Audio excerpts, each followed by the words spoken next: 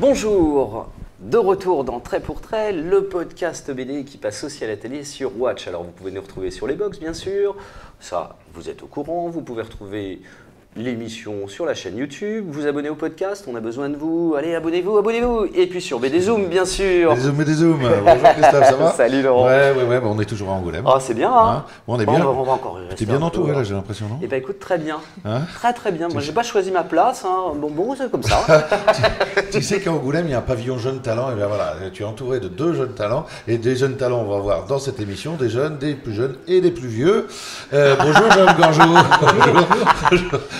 Jérôme élabore un collectif qui s'appelle Egosopic. Tout à fait. Qui est un... Je sais plus combien il y en a. Il y en a eu combien déjà?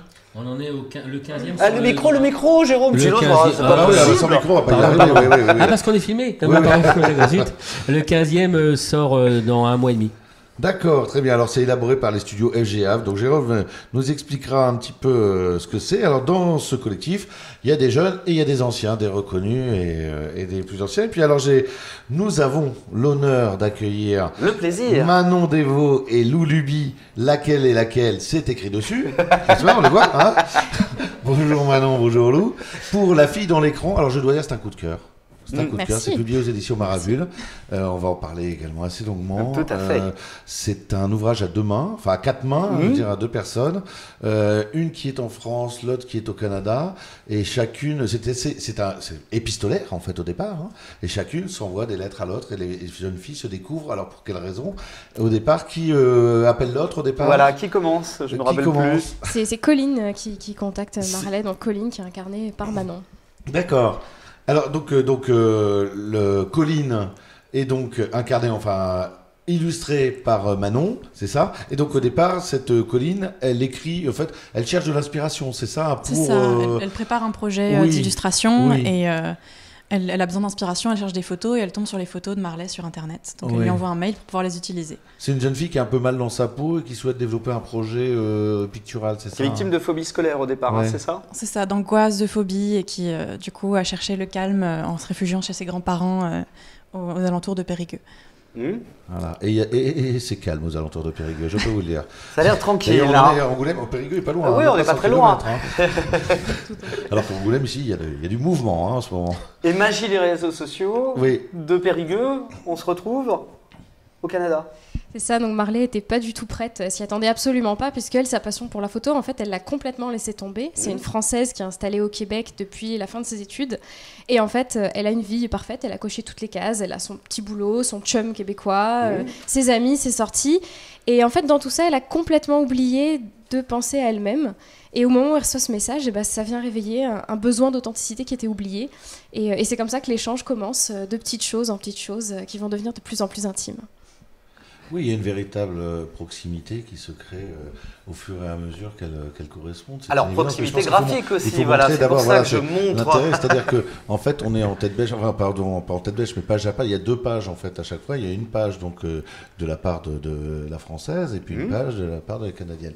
Et chacune donc des filles illustre chaque page jusqu'à ensuite la possibilité de se rencontrer, mais on n'en est pas encore là. Pour l'instant, elles sont donc chacune dans leur coin, et effectivement, elles se... Alors, je sais pas, oui, c'est ça, elles se réveillent, ou elles sont sensibilisées, en fait, à l'approche de l'autre, à la démarche de l'autre. Comment ça se passe, en fait? Parce que l'histoire de la Canadienne, si on reprend l'histoire de la Canadienne, effectivement, ça fait combien de temps qu'elle est installée? Ça fait quoi, 2-3 ans? Non, ça fait 4-5 ans. 4-5 ans déjà. Ça fait quand même un moment, elle est bien installée. Ouais. Mais c'est plus la place que ça prend petit à petit. En fait, nous, on voulait vraiment retranscrire la place du numérique dans notre quotidien, dans nos relations. Et donc, c'est pas un électrochoc. C'est pas waouh, tout de suite, cette rencontre va fonctionner. Non, c'est quelque chose qui prend progressivement une petite place et qui va être au début purement professionnel, puis va se transformer en amitié, puis il commence à y avoir des sentiments un peu plus profonds, puis du fantasme, de l'attirance. Et c'est petit à petit cette relation qui va se construire et qu'on a voulu dépeindre. Mais il y a pas un éveil brusque. On est vraiment plus sur quelque chose de doux, Oui, de enfin, progressif tout à fait, et de c'est très totalement progressif. inattendu Oui. pour elle. Oui, enfin, ça Et reflète pour le quand même- lecteur aussi, Oui, parce et que pour le la lecteur, couverture oui, spoil un oui.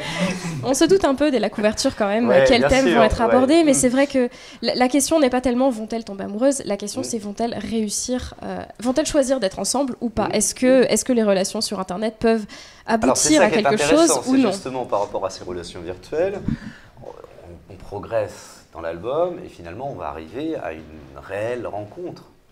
C'est indispensable, la rencontre, c'est un peu le pivot de toute relation qui est née sur Internet, en fait, parce que jusque-là, on a parlé à une idée de personne, et en fait, au moment de la rencontre où il va y avoir une personne physique en face, c'est là qu'on va savoir qui tout double. Est-ce qu'on se plaît finalement toujours autant, ou est-ce qu'en fait, non, pas du tout, on s'est complètement trompé. Et c'est pour ça que la rencontre n'intervient pas à la fin de l'album, c'est pas la conclusion de l'histoire, mais c'est vraiment une des étapes qu'on passe tous, en fait, quand on dialogue avec quelqu'un par Internet. C'est vrai, mais je trouve qu'il y a quand même une proximité, une progressivité lente en réalité. Quand on parle de réseaux sociaux, de rencontres, etc., tout ça est souvent très rapide. Alors que là, en fait, au départ, bon, c'est plutôt professionnel et on ne sait pas du tout comment vont se développer les relations. Et c'est vraiment parce que ça reflète un manque parce qu'il y a une solitude d'un côté, un manque parce qu'il y a aussi une solitude mais liée au fait que l'être aimé n'est pas assez présent. Chacun, à un moment donné de l'histoire, va avoir besoin d'aller vers l'autre. En réalité. Et c'est là qu'il y a des progressions, en fait, il y a des paliers, ça fonctionne par paliers, non? Oui, c'est ça, il y a des petites étapes tout du long où au départ c'est vraiment juste un besoin ponctuel de Colline d'inspiration. Et puis elle commence à échanger des longs mails de façon très épistolaire et très anecdotique. Au départ, c'est vraiment juste échanger des informations, des idées comme ça, très légèrement. Et puis de plus en plus, elles sont là à des moments importants pour l'une puis pour l'autre. Et c'est là qu'on va basculer dans plus d'instantané, dans plus de partage.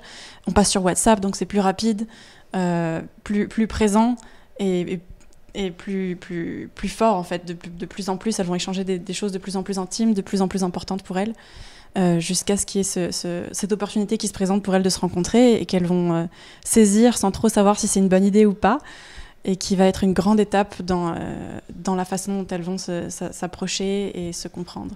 Alors, en parlant de rencontres, vous êtes rencontrés comment? On s'est rencontrés en dessinant ensemble sur Internet. Donc via le Voilà, forum donc on va dessiné. pouvoir en parler aussi, il y a ça. Le forum dessiné, donc c'est un site communautaire que j'ai lancé il y a 10 ans, en 2008, à partir de la simple idée que j'avais envie de dessiner à plusieurs, mais pas du tout professionnellement. C'était vraiment du registre du loisir, du plaisir, et je voulais que ce soit ouvert à tous, y compris des très jeunes, y compris des amateurs, etc. Et donc, Il y aura des jeunes, il y aura des vieux, et tout ça. Oui.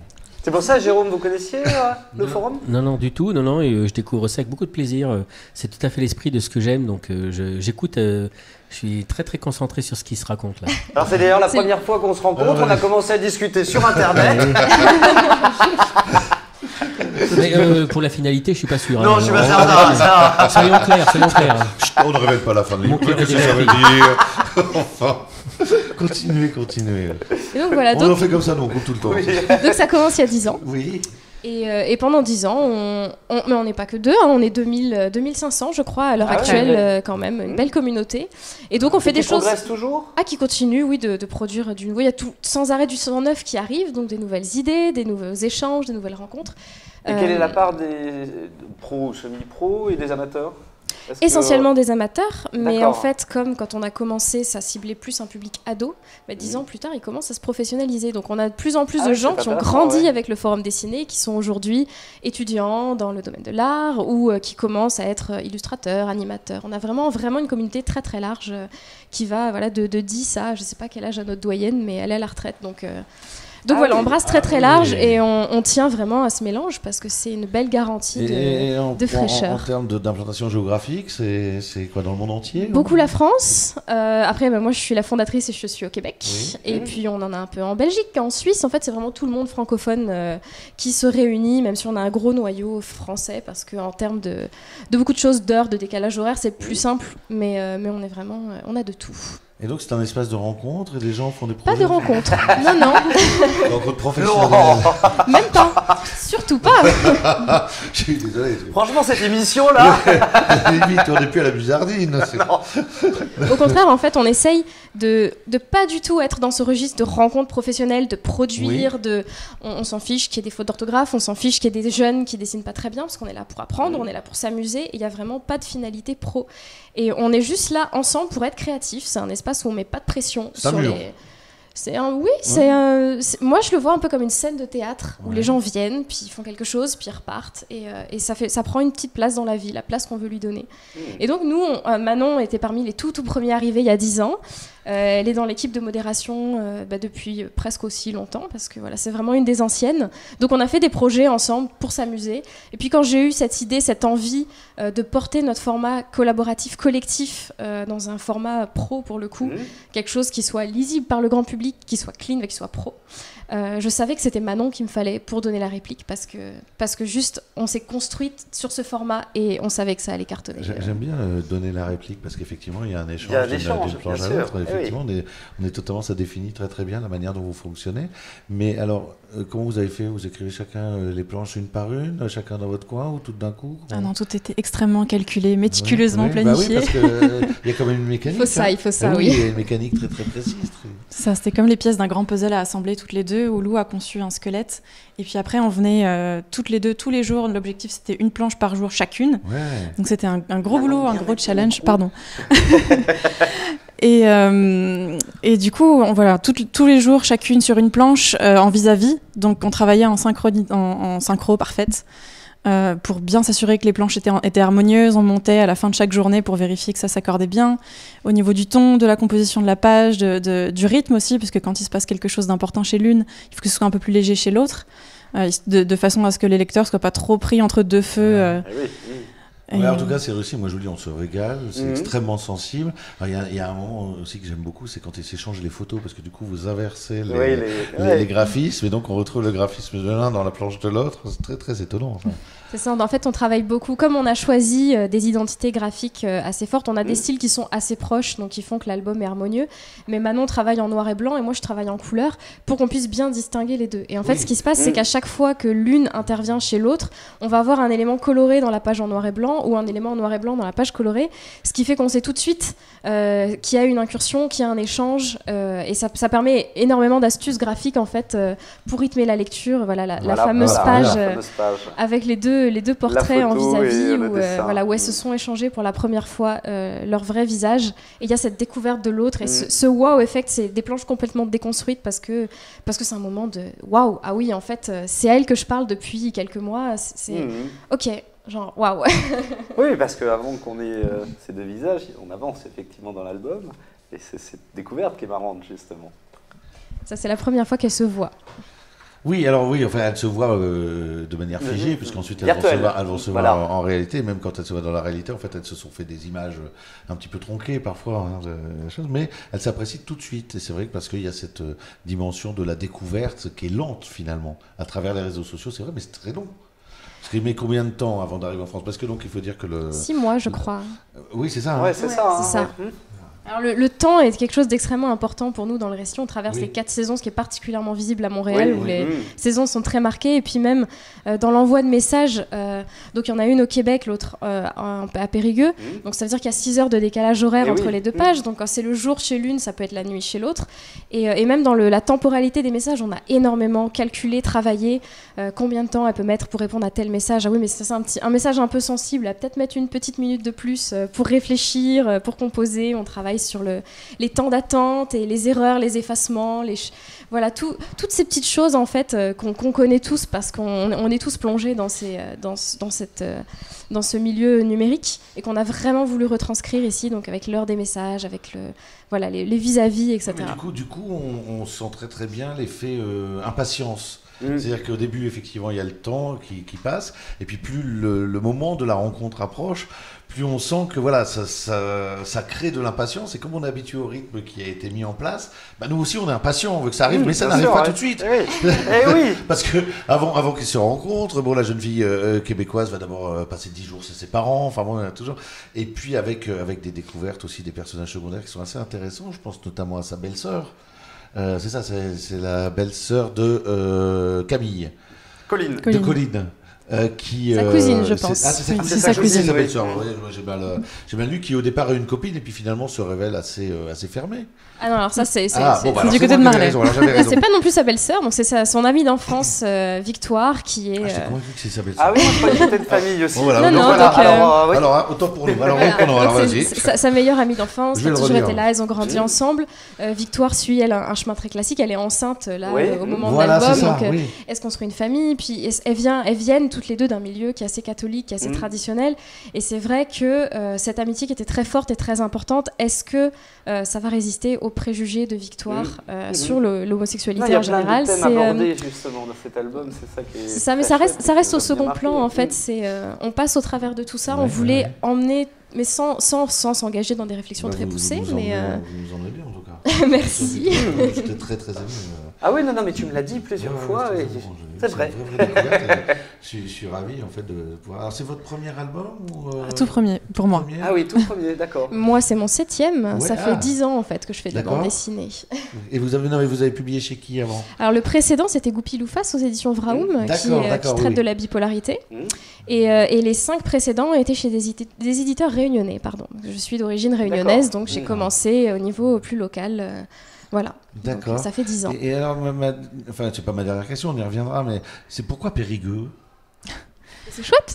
Oui, d'accord, c'est chouette. Périgueux. Non, mais moi je connais un peu Périgueux, c'est chouette. Oui. C'est vrai qu'il y a les comment ça s'appelle les vestiges romains, etc. C'est marrant, mais pourquoi Périgueux? Je dis ça parce qu'on est à Angoulême, en plus, il faut vous le dire. Mon voisin. C'était pour venir à Angoulême? Non, c'est justement parce que, d'une part, c'est une ville un peu. Enfin, ça aurait été moins. Pour faire découvrir la ville, qui est moins connue qu'Angoulême, donc d'où le choix. Mais aussi parce que, principalement, on avait envie, dès le départ, de cette opposition ville-campagne, pour vraiment situer. Pardon. Pour bien situer les personnages dans des univers très différents. Et la ville, on a choisi finalement de la placer au Québec parce que on a eu l'opportunité de le faire. Lou est partie là-bas, donc elle était sur place, et c'était plus simple d'avoir, c'est ça, l'environnement direct pour donner un récit authentique. Et puis Périgueux, parce que du coup, on cherchait un peu dans la campagne française une ville qui puisse donner la réplique de façon convaincante. Et moi, je suis assez familière de Périgueux parce que je viens depuis que je suis toute petite. Mon grand-père habite là-bas. Voilà, quand même. On comprend tout. Alors. Mais sans jamais y vivre, hein, ça reste. Non, j'ai jamais vécu juste pour les vacances et suffisamment pour beaucoup aimer cet endroit et avoir envie de le faire partager. Ça correspondait bien, il se trouve, au personnage de Colline. Qui avait envie d'un peu de recul, sans être trop isolé non plus. C'est ça. Effectivement, d'avoir du recul sur lui. C'est ça. Donc voilà la raison. Bon, c'est bien. Alors, une auteure plus confirmée, on réunit les deux et on arrive à Jérôme qui va nous parler justement de son collectif égoscopique, de son 11e, c'est ça, collectif? Ah non, ça va être le 14e et le 15e. Il y en a même sort. un 15e qui va sortir. Et là, donc, ça réunit des auteurs. En fait, parlez-nous un petit peu de la démarche. Alors déjà, on est sélectionné au prix de la BD alternative Angoulême comme 30 hôtes cette année. On y était déjà l'an dernier. Donc pour nous, c'est une petite visibilité intéressante. Et effectivement, quand je vois des auteurs aussi intéressants que ces demoiselles, je me dis, voilà, il y a des gens qui peuvent venir dans Égoscopique, venir jouer avec nous, ils montent à bord, moi j'appelle ça un vaisseau, on monte dedans, et puis on a les auteurs reconnus, on a des Lolmet, des Placide, des Genquin, des Dufour, on a eu Baudouin, enfin plusieurs auteurs, Jean Bourguignon, des auteurs vraiment reconnus depuis 20-25 ans dans le milieu de la BD indépendante, et on a des gens qui des fois sont moins connus ou qui démarrent, mais évidemment on essaie d'avoir un certain niveau, on veut de la BD autobiographique, voilà, on veut c'est ça, le concept, c'est quoi exactement? C'est la BD autobiographique, donc voilà, bon, je sais pas si votre histoire à vous est réellement ou pas du tout autobiographique. Non, voilà. C'est une question qui forcément se pose. Mais forcément, la question se pose. C'est ça qui est intéressant aussi dans votre travail, je trouve. Et à partir de, ça peut être 1 page, 2 pages, 10 pages, et on fait exprès de mélanger des genres. C'est-à-dire sur 100 pages, il y a 20, 25, 30 auteurs. Et, il n'y a pas de format imposé. Non. Ce qu'on veut, par contre, c'est que les gens c'est un peu comme dans les années 60, il y avait les films à sketch italiens où en fait il y avait 2-3 histoires qui suivaient dans un même film. Il y en avait une qu'on aimait bien, une qu'on aimait beaucoup, une qu'on aimait pas trop. Et là c'est pareil. Moi je suis pour qu'Égoscopique, on ait des voyages différents et pas forcément tous aussi enthousiasmants parce que on peut pas aimer 25 auteurs de la même manière et on essaye des choses différentes. Oui, c'est souvent le cas dans les collectifs, c'est souvent qualifié d'inégaux. Bien sûr, hein, et c'est le cas. Mais inégal, ça veut dire quoi? Qui c'est qui qui peut dire que ça c'est mieux que ça, qui c'est qui peut dire je préfère ça. Il y a peut-être des gens qui vont trouver ce que font le travail de ces demoiselles pas terrible, alors que moi je trouve ça génial, et d'autres vont préférer du je sais pas quoi. C'est très très difficile. C'est difficile en fait, mais l'idée c'est que le cœur parle. Donc voilà, on fait exprès de proposer des choses très différentes. Donc, effectivement, il y a plusieurs styles. Hein, feuilleter. J'ai Gilles Rochier, qui est par exemple un auteur reconnu, que j'aime beaucoup, qui va nous rejoindre dans le prochain. On a aussi BSK, qui est un auteur qui fonctionne très fort. Il va aussi nous faire l'honneur, le plaisir, l'amitié de nous rejoindre.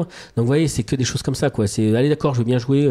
J'arrête pas de lécher les bottes à Margerin pour qu'il vienne. Il me dit pas non. Voilà. Il dit, je suis occupé, j'ai piscine.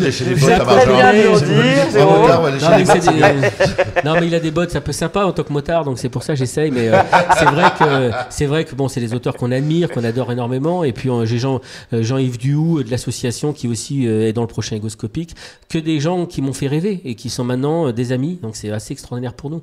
Donc il y en a 2 par an. C'est ça, donc ce qui est pas mal de boulot, hein, puisque et en fait on recrute les réseaux sociaux, hein, tout simplement. C'est ce que j'allais demander justement. Quelle est la part des réseaux sociaux Facebook, pour l'échange de communication entre les auteurs? Égoscopique, là on va avoir la chance d'être dans votre émission. Bon bah c'est extraordinaire pour nous, c'est ça, c'est là qu'on existe sur les réseaux sociaux. Pour nous. Voilà, oui. mais c'est parce qu'on peut avoir beaucoup d'articles dans la presse locale, ce qui nous arrive souvent, mais ça fait à peu près 0 vente. Et j'arrondis à la dizaine supérieure. Tandis que quand on a du réseau social, ça fonctionne. On a des rencontres intéressantes grâce aux réseaux sociaux. Comment on trouve? C'est diffusé en librairie ou alors il y a un site Internet, beaucoup. On nous chope par Internet. On a un compte, on a Facebook, on a. Alors Internet, c'est quoi le site? On tape Égoscopique, on trouve en une seconde. On a un blog. Égoscopique, ça va tout seul. On trouve alors tout la page seul. Facebook qui est La page Facebook, très animée. C'est limite Goebbelsien dans l'approche, mais je fournis beaucoup. Oui. Et là, par exemple, je vois, il y a Robert Kirby, qui est un auteur que j'ai adoré il y a 20-25 ans. Quand j'étais à Brighton, je le découvre dans l'Hélène. Je trouve cet auteur qui raconte des histoires homosexuelles qui lui arrivent à l'époque dans des strips. Je suis fan de cet auteur, et un jour, il est dans Égoscopique. Et on le traduit grâce à mon ami David Foissard, qui est bilingue et qui m'a aidé à faire ce livre depuis des années. Voilà, donc c'est ça, c'est que j'ai des gens que j'adore. Genquin, je l'adore depuis des années. C'est ça qui est génial. Vous voyez, combien vous êtes à travailler sur Égoscopique? Alors actuellement on est 2, c'est David Foissard et moi-même. David va partir vers de nouvelles aventures, il a un projet très excitant qui s'appelle Beau Gosse Book. Donc je vais être un peu plus tout seul et c'est un peu le défi de 2019 pour moi, c'est-à-dire de gérer un peu tout seul, mais grâce à ce qu'on avait fait, c'est une machine qui tourne. J'ai mon ami Oliver Hudson qui va m'aider pour la maquette un petit peu, et donc on va, voilà, mais on a un petit nom, on a quand même des habitudes, donc ça va être beaucoup moins compliqué, quoi. Oui, voilà. Bien sûr. Ça fait 7 ans qu'on existe. Voilà, hein, ça fait 7 ans, c'est ça. Voilà, je vais sur des rails déjà bien lancés. Là, c'est le numéro 14 là, qu'on a sur les mains, donc il y a un 15e. Le 15e, c'est dans un mois et demi à peu près. Dans un mois et demi. Ouais, donc, mais celui-là, on le vend bien parce qu'il est sélectionné justement sur Angoulême. Donc ça, c'est celui de 2018. Voilà. Ça, c'est l'année 2018. Justement, on est à Angoulême. Vous êtes situé donc dans la partie qu'on appelle Nouveau Monde, c'est-à-dire l'endroit où il y a tous les fanzines, enfin les éditeurs un peu plus alternatifs, etc. Alors, quelle est l'ambiance? Alors, je précise tout de suite, nous, on n'y a pas de stand volontairement. Il faut savoir que nous, on s'y promène, on pourrait avoir un stand, on a complètement nous, ce qu'on veut, c'est rencontrer, on va chercher. Voilà. Ah oui, complètement, énormément. À Saint-Malo, qui est quand même le salon, The Place to Be, excusez-moi, je suis un peu bilingue, c'est l'endroit où on est, bien sûr. Les organisateurs d'Angoulême vont être contents. Mais là, si. Non, mais c'est-à-dire qu'Angoulême, moi, je me fais plaisir, j'y suis avec mes amis, j'y suis avec ma chérie. L'idée, c'est, on voit des auteurs. Là, vous voyez, c'est génial. Je rencontre 2 auteurs que je trouve vraiment très intéressants. Je vois des copains justement, ce qu'on disait du virtuel. On se voit. Parce que moi, à un moment donné, c'est vrai que le virtuel, ça va 2 minutes, quoi. Je te rencontre. Est-ce que ça passe, que ça passe pas? Oui, c'est les limites un petit peu du virtuel. C'est ça. Au bout d'un moment où la rencontre paraît évidente. Le lien, c'est ça, c'est ce que vous disiez, c'est qu'à un moment donné, faut qu'on se retrouve. Est-ce que ça match ou est-ce que ça matche pas? Et moi, j'ai besoin de ça. J'ai Deloupi, qui est quand même un auteur fabuleux, qui est dans Égoscopique. Et lui, il a quand même fait des bouquins extraordinaires. C'est 2018 et c'est son année.